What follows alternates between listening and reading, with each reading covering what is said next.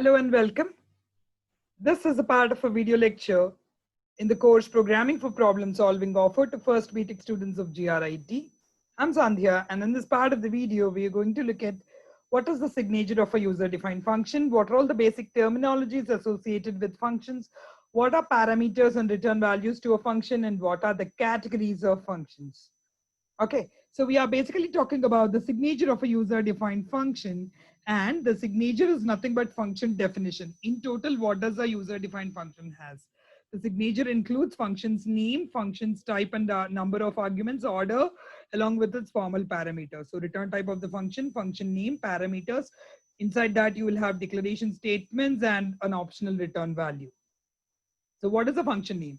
A function name is a unique name that identifies the function. All the variables and naming conventions are applicable to the function, and the return type of the function is nothing but the value that is expected back after the function is processed. In general, if the function do not return anything, it is void. Otherwise, it depends upon the data type of the value returned by the function. What are all the basic terminologies associated with the function? There are a few terminologies that are very much specific to a function. So starting with what we have already seen called as calling function and called function. A function that makes a call. Example here, main is making call to sum. So main is called as calling function. The function to which a call is made is called as called function. In this case, sum is called a call function. Parameters. Parameters are nothing but inputs to a function. And example in this function prototype, a and B are called as parameters. Okay, so arguments. Arguments are usually nothing but the, in general, parameters and arguments are meant to be inputs to the function, but parameters are said to be in function prototype and arguments are said to be in function call. Okay, arguments are the original ones and parameters are the replicated ones in general. So yes, but people most of the times, take one for the other. In general, parameters or arguments means inputs to the function. So let's learn more about parameters and return types. Parameters, also called as arguments, comma separated list of variables with data type followed by your name. Parameter injects external values into the function. So you got some inputs copied from main function, from calling function, sent you some inputs that are copied and injected into the subprogram using these parameters. Parameter field is exactly optional. If you have nothing to write, you can write void or just leave it empty. Okay, these are all the two possible ways. People just leave it empty or people write void. Both are okay. There are two types, actual and formal arguments. So here let us discuss what are actual parameters or actual arguments and formal parameters or formal arguments. Okay, so usually the actual ones are called as arguments and the replicated ones are called as parameters. So the list of variables in the calling function is known as actual parameters.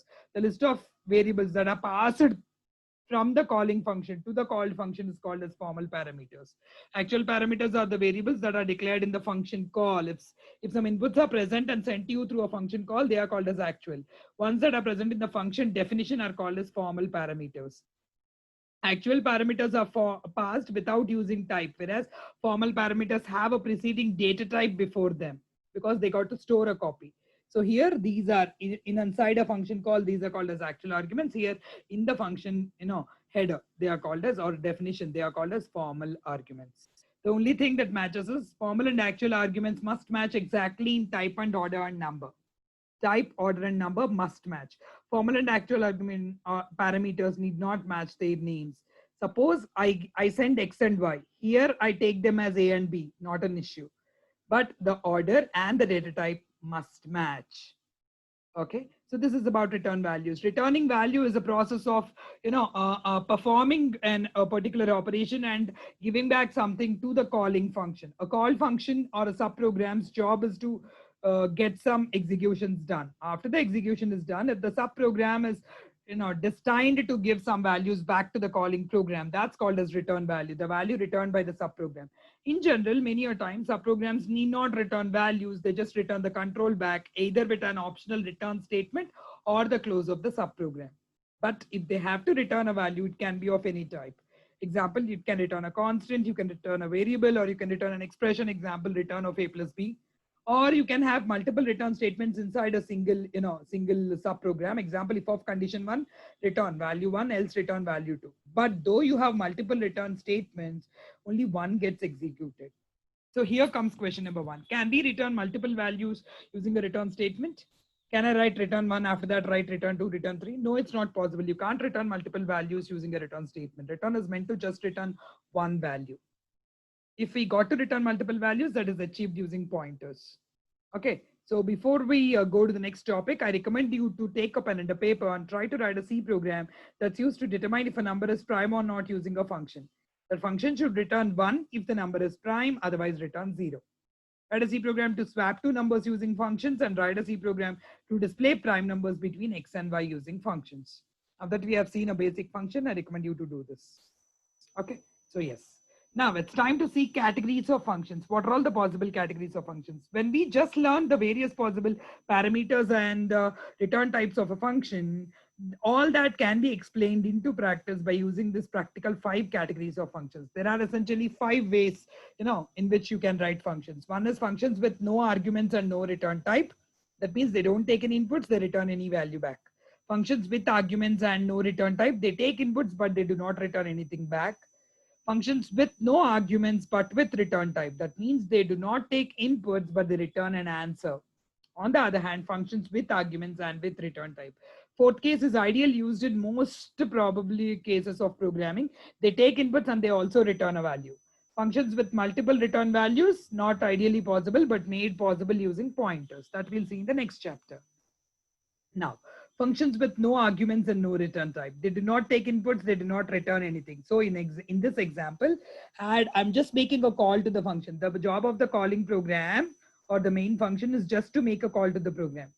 To read the numbers, to calculate the sum, and to display the result is all the responsibility of the subprogram itself. So therefore, because nothing is either passed or communicated back, no communication exists between the calling function and the call function, but only control transfer happens. So inside the subprogram, you have to read the inputs, you have to calculate the sum and also print the sum. You can have an optional return statement here that will return the control back to the main program. If return is missing in the subprogram, just with the close of the subprogram, the control transfers immediately back to the calling function. Okay, so this is the next one, functions with arguments and no return values. That means your function takes input but do not return any value. That means there exists a one-way communication from the calling function to the called function, but the call function does not respond anything back. So therefore, the calling function sends the inputs to the called function. So therefore, here A and B here are called as actual arguments copied into the formal parameters called as X and Y. The job of X and Y, because X inputs have already come, the job is to calculate the sum and print the sum because nothing is written. So therefore, there exists only one-way communication between calling function to the called function. And with an optional return statement or the close of the subprogram, the control again transfers back to the main program, that is the calling program, and stops after the close of main. The third category is functions with no arguments and return values. You're not taking inputs, but you are sending an answer. For example, no inputs are taken, but sending an answer. So there exists only one-way communication from the called program is responding to the calling. So this is ulta. So one-way communication exists between the called function to the calling function. Calling function gets these values. This is how you get the answer. Scanf percentile D, calculate here. You're returning the answer because the answer needs to be printed in the main program. With return Z, this is one of the types where you are returning a variable. Return Z takes the control along with the variable Z and substitutes in the place of C.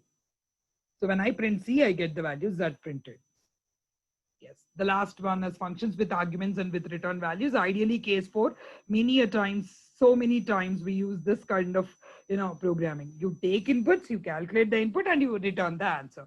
That's like an assistant who does my job and also report back to me. Acknowledgement also will exist in this kind of category. Okay, category 4, that's with arguments and with return type. So therefore, the main program responsibility is to read the inputs, pass the inputs to the subprogram, and the subprogram's responsibility is just to calculate and return the answer.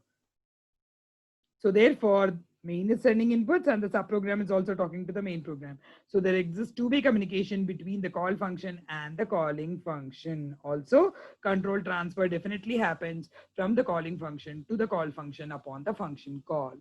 So yes, this is about the 4 possible categories of functions. And remember, students, if you are asked a question about parameters and return values, you got to write about parameters, return values, and then write this 4 categories of functions. Okay. These are the possible ways of accepting, not accepting parameters, returning or not returning values. So there is 4 parameters and return values also means categories of functions. And before we close, I recommend you to take a pen and a paper and try to write the logics. All these examples we were talking about some. So I want you to take a pen and a paper and try to write a C program to find product of two numbers using all the four categories of functions. And also try swapping two numbers using all the four categories of functions. These two are to be done by yourself to understand this clearly. But essentially understand that communication control transfer exists in all the four categories, but one that misses or one that may or may not be present is control transfer. Is in addition to control transfer, one that may or may not be present is communication. Okay, good day.